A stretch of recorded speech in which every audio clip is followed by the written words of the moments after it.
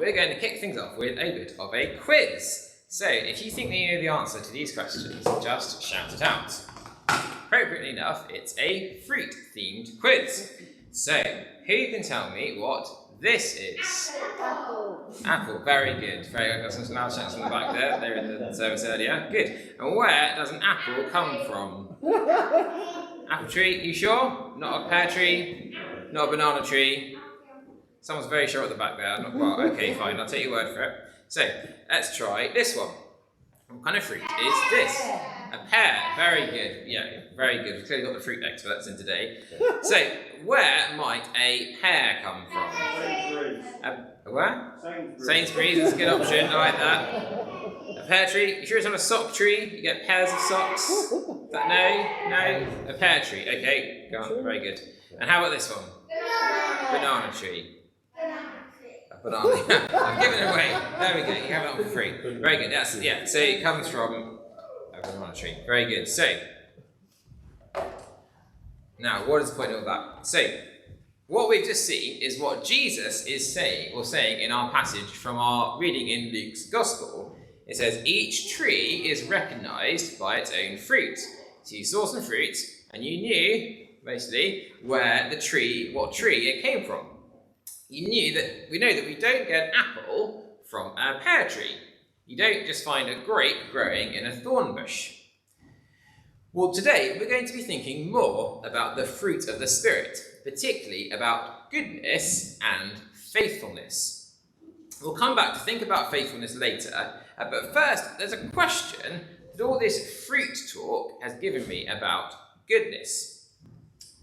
If, as in Jesus says in Luke chapter 6, if he says good trees can't produce good fruit, or good trees can't produce bad fruit, and bad trees can't produce good fruit, well, why do we see things that look like good fruit growing on people who we might see as bad trees as such? To put it a different way, we might call this the challenge of the good atheist. What's going on when we see someone who perhaps rejects God or rejects Jesus and doesn't believe in God, showing kindness and love and compassion in their lives? Is that good fruit or not? Was Jesus just getting carried away with all this talk of fruit? Or is there something else going on? And it's a really important question, I think. And there's a few ways we could try thinking about it. And one thing is to say that ultimately we believe God made everything. And he is the source of all that is good. So when we see something we know is good, like the kindness and patience that we were talking about last week, we know that ultimately that comes from God. Whatever the person showing kindness and peace believes about God. Ultimately, if it's good, it's kindness or patience, it ultimately comes from him. That's an idea that we call common grace. In God's grace, he enables people who don't even know him to show some goodness in their lives, to help make sure that the world around us isn't as bad as it could be. So if everyone who completely rejected God didn't have any access to God's goodness and love, didn't show any goodness and love, then the world would be a much worse place, wouldn't it? But God, in his grace, he enables, that's why I call it common grace, he enables everyone to show some measure of his goodness, of his love, of his kindness. So that's one thing, but that's not our main focus this morning. Instead, we're going to take a step back and tackle a kind of a deeper question. And that's, what do we even mean by goodness? What do we mean when we talk about goodness? Whose standard of goodness are we following? Is it one made by people or one that's given to us by God? So that's our main question this morning on this part. Because while those things might seem similar on the surface, as we'll see in a moment, we'll see that at heart, inside, they're actually very different. Let's start by seeing what Jesus said about what's truly good. See, once Jesus was asked what the greatest commandment was. And he replied with two commands. The first is to love God with all our heart, soul, mind, and strength. And the second is to love our neighbour as ourselves. So let's think back for a moment to our good atheist friend. They may be brilliant at loving their neighbours, but if they never give a moment's thought to the first part about loving God, well, then there's a problem, isn't there? The horizontal part, the loving our neighbours, well, that's a really good thing, isn't it? But that's not the whole picture of what goodness is about. Even if it's where many people want to draw the line. Now, true goodness includes the vertical as well, between us and God.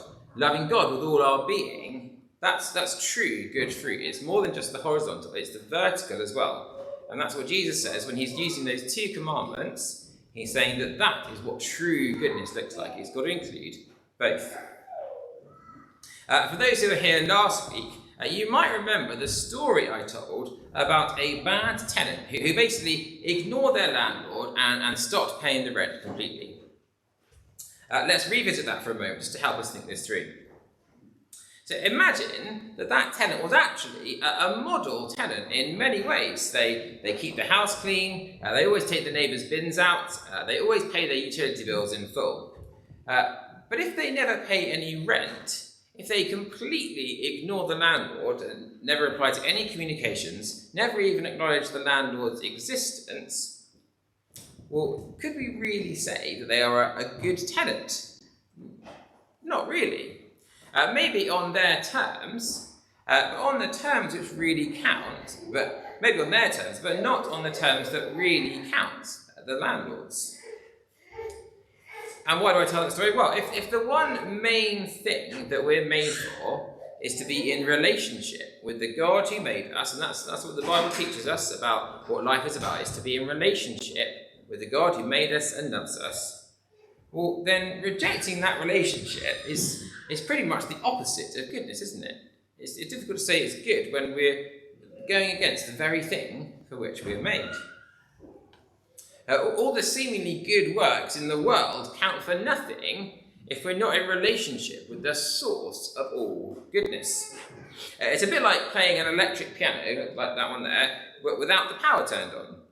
I could go and play all the right keys in all the right order for a song, but it's not going to do any good if it's not connected to the power source. And in the same way, all the good things we do, if we're not connected to God, the source of all goodness, then it's not that full picture of goodness we've talked about. So, there's two different views of goodness at work here. The one sees everything in light of how we treat other people, but the other, the Bible's full view, tells us that our relationship with God, the God who made us and loves us, well, that's the most important thing, and everything else, how we treat others, loving our neighbours ourselves, that flows from that. That's what true goodness is all about. Well, is that it then? Do we just need to get on with loving God and loving our neighbour and that's goodness sorted? Well, not so fast. Because the Bible also has a lot to say about the state of our hearts, and it's not good. You see, the problem isn't just with what we do. It goes much deeper than that. Because of sin, the Bible says that people's hearts are crooked. They always go off the wrong way. Instead of pointing us towards loving the God who made us, they point us towards loving other things, other gods, other things that we look to save us. It's like sin has kind of rewired the programming in our hearts so that it always sends us the wrong way. I don't know if you've ever had one of those shopping trolleys that no matter how much you steer it in the right direction, it's absolutely determined to veer off to the right. It's really frustrating, isn't it? However much you are trying to go the right way down the aisle, you find yourself veering off into a pile of tins of baked beans. Well, it's a bit like that with our hearts, except even worse. However much we try to steer in the right direction towards goodness, we always go astray. We're never able to get to where we should be going. Unlike the shopping trolley, no amount of effort will get us back on the right track.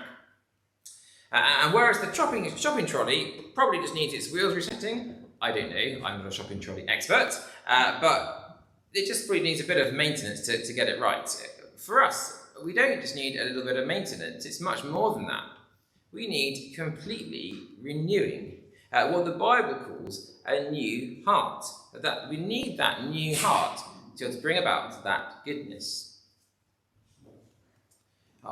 By nature, the Bible says we are bad trees. Thinking about good and bad trees earlier, we are bad trees. We produce bad fruit, and no amount of effort on our parts, trying our hardest, can make us into good trees.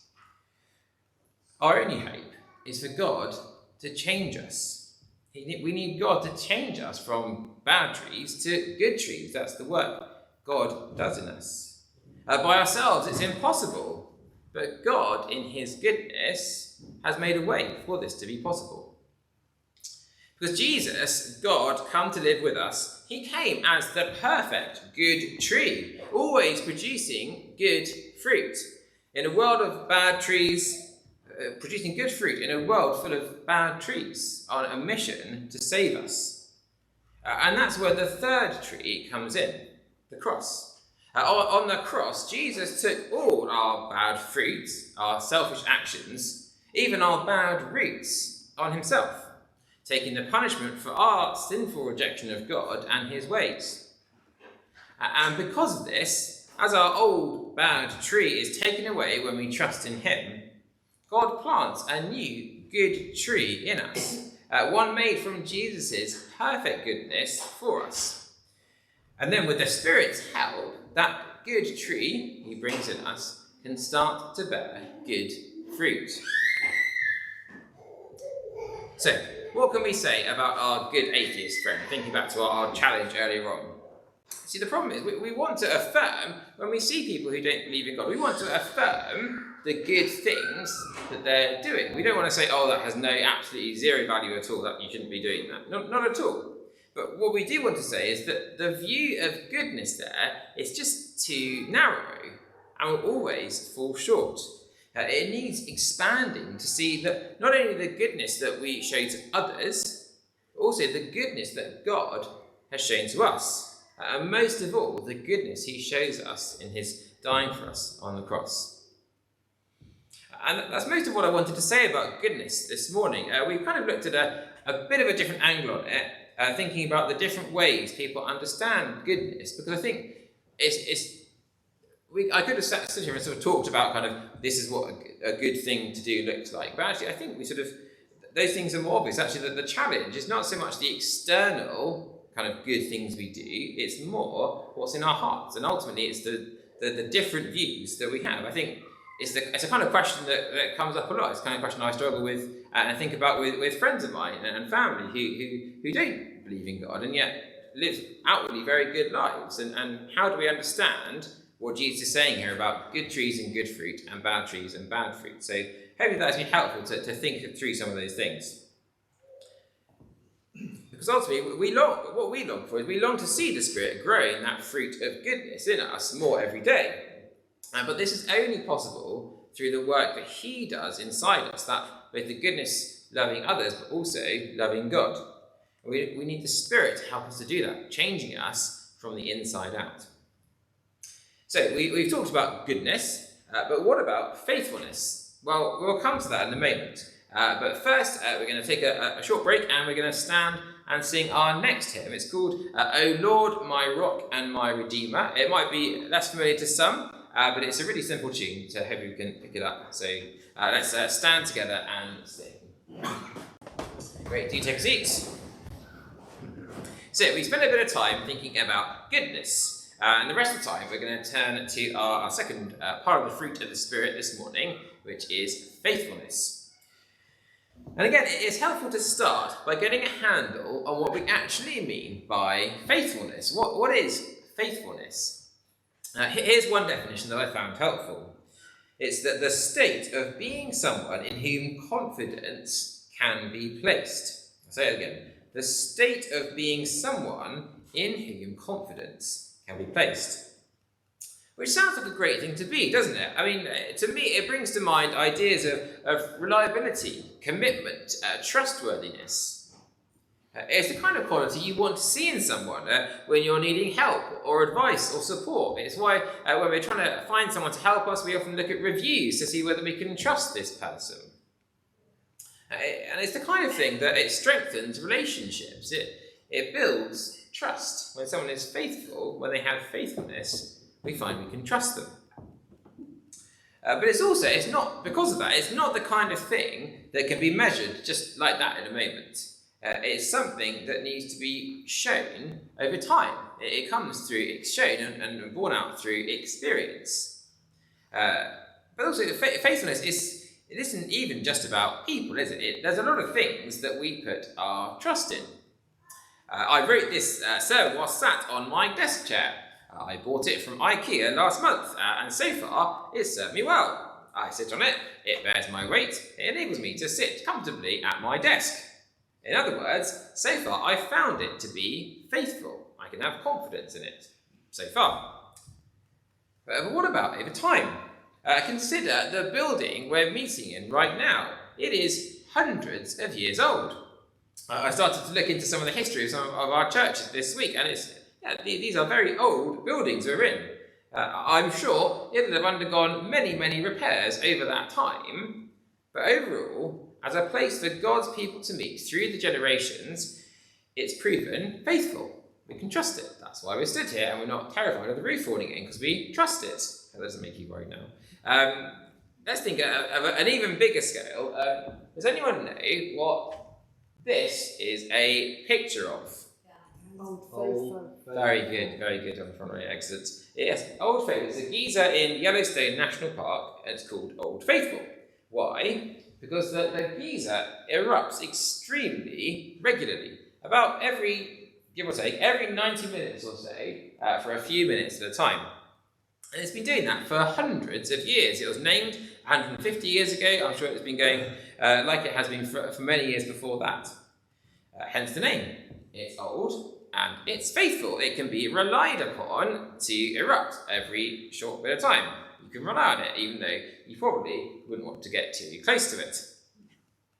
Well, why give these examples? They just show how we come to rely on things. From the most everyday chair to an extraordinary landmark. One of the reasons we prize faithfulness so much is also because of the damage that's done when it fails. When something proves unreliable or unfaithful, it breaks that relationship of trust that had built up with that thing. So think of my chair. If my chair breaks, I'm not going to continue sitting on it. I'm probably going to be taking it back to IKEA. Not if I don't want to have a nasty bump on the floor. If a building's found to be unsafe, then we don't keep meeting in it. That's the whole reason why at the moment we're meeting in the gateway in Dale Abbey, because the balcony at All Saints Church is shown to be not necessarily safe, or at least we're not sure we can have confidence in it. So we need someone to look at it. I don't know all the ins and outs as yet, I'm sure I will, but work is being done to fix it, to hopefully restore our trust in it. But really, those examples are really quite trivial though, when compared to the damage that's done, when it's people who are unfaithful, who let us down. Trust is a precious commodity, and it's not easily rebuilt. I'm sure we can all think of examples in our own lives where we've been let down in some way. It can be a very painful thing to go through. Beth and I have both experienced this in our own families, where a precious trust has broken down in a very painful way, and the brokenness that results has lasted for many years.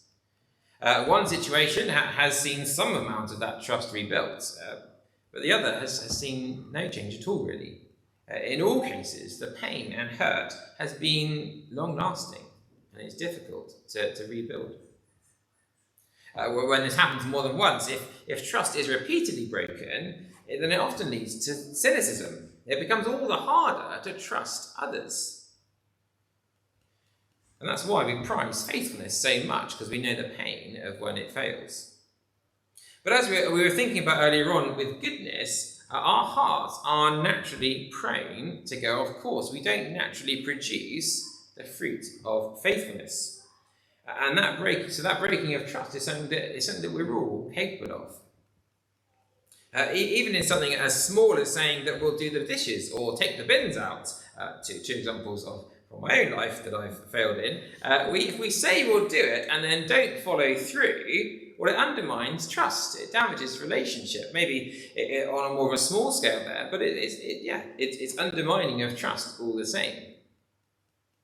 And when we see what God's verdict on the human heart is, well, we find it's a really sobering one.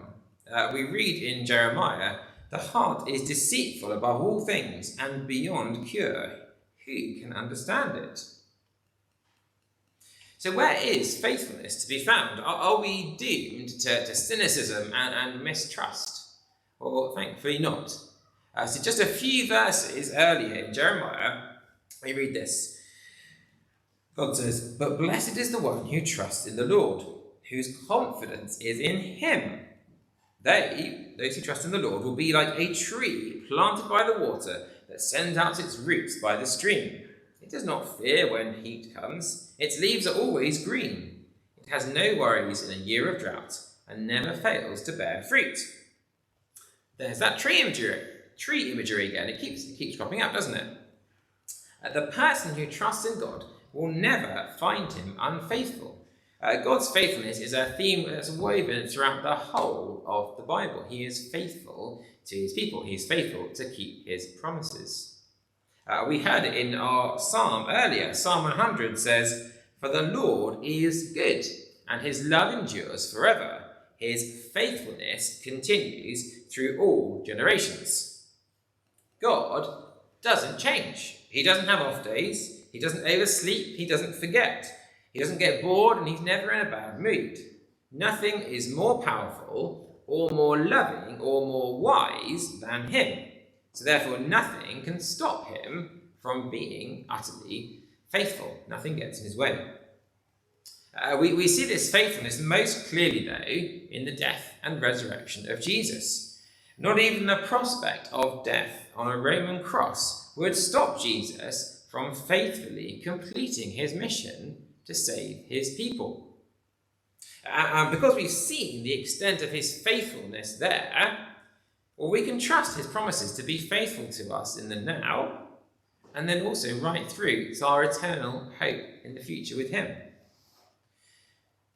And then, as we've seen previously, our verse in Galatians tells us that same amazing faithfulness that we see God has shown, that faithfulness is what the Spirit is at work to produce in our lives, to help us to grow in, to show more of that same faithfulness. So what does that look like? Well, it's important to show faithfulness in our relationships with others. We thought a bit about that. The more important the relationship, though, the bigger the deal faithfulness is. Think about this.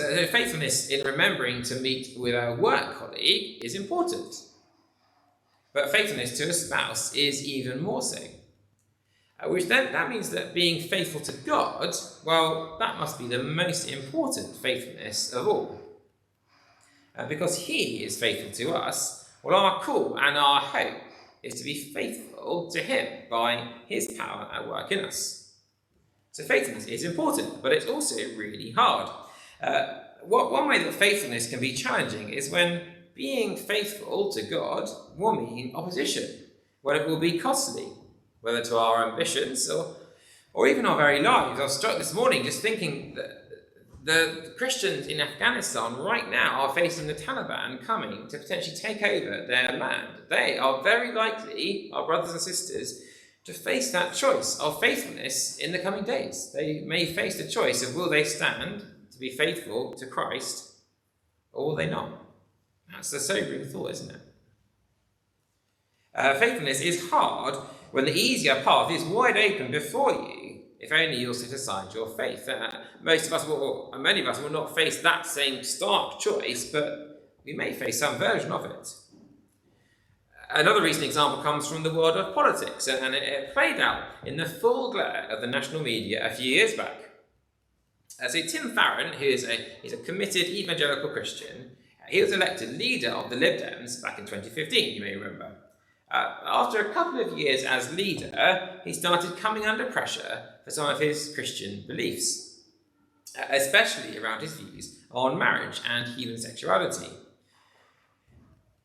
He was faced with a really stark choice. He could either stand firm in what he believed the Bible taught and be forced out of his dream job, the job that he'd been working towards for 20, 30 years, being leader of his party.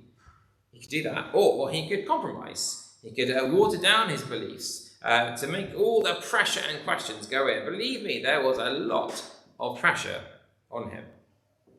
As I'm sure some will remember, that under great pressure, he actually did end up taking the path of compromise at first. You may have seen the painfully difficult BBC interview at the time, under huge pressure.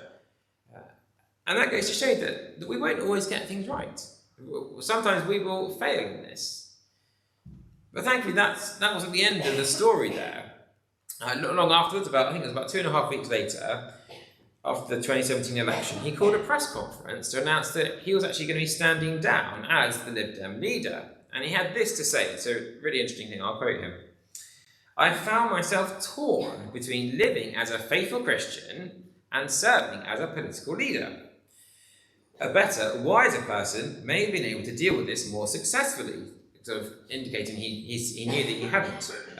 To deal with this more successfully, to remain faithful to Christ while leading a political party in the current environment. To be a leader and to live as a committed Christian and to hold faithful to the Bible's teaching has felt impossible for me. So he saw it, he's seen that he faced a choice. And that's not to say that you can't have Christians in politics. I worked in Parliament for 5 years and there are many faithful Christians in Parliament, but in his particular case, in his particular position, he had to make a choice between being faithful to Christ or not. So he stood down as leader. He knew that it was far more important to be faithful to God and what he has said than to give that up for anything else. Did he get everything right? No, he didn't, and he admitted that. But it was being faithful to Christ that won out in the end. And actually, if you look at the press conference that he gave at the time, he used that platform he had, his sort of last act as the leader, to proclaim Christ, to say that his hope, ultimately his meaning, was found in Christ. That was a really bold and brave thing to do, despite some of the things that he'd not done so well. Actually, he really used that opportunity to speak of Christ and to seek to be faithful to what he was called to do. And I tell that story because it's the kind of situation we all may face at one stage. Probably not in such a high-profile way, but there may be a cost to faithfulness all the same, whether in our workplaces, with friends and family, in other settings. There may be a cost to being faithful to Christ, but it's a cost that's so worth it. When we remember God's great faithfulness to us, when we remember God's great promises to us, which he will be faithful to keep. Because ultimately, the work of the Spirit in us, the work the Spirit is doing to produce this fruit of goodness and this fruit of faithfulness in us, well, it will be a slow, gradual change over our lives. It won't come straight away. We talked about that last week as well. Yet, by his grace, we will grow in goodness. We will grow in faithfulness as we go. That's what he will be faithful to do in us. It won't be without faults and failings along the way. But ultimately, that's not what our hope is in. Our hope is not in how good and faithful we will be. It's in God's goodness, God's faithfulness that sustains us. It protects us. It trains us. It transforms us. It's because he is good and he is faithful. It's because of that we can be so sure of our hope in him. It's only because he is so good and it's only because he is so good and so faithful to us that despite our many failings along the way, we can have a hope that one day we will come before him and hear those words, "Well done, my good and faithful servants. Come and share in the joy of eternal life." Let's pray. Our good and faithful Father, thank you that even though our own goodness and faithfulness so often fall short and falter, you are always good and always faithful. We thank you for this opportunity to think about the work of your Holy Spirit in our lives. Please continue to grow that fruit of goodness and faithfulness in us, even in this coming week. Please give us wisdom in our conversations with those who may be operating with a very different understanding of what goodness is about. Help us to take those opportunities to speak of your great goodness. And please would you so work in us that those around us might find us to be faithful in their dealings with us. Might we be able to show them the faithfulness that we have found in you. We ask these things in the name of our good and faithful Saviour, Jesus, and for his glory. Amen. Amen.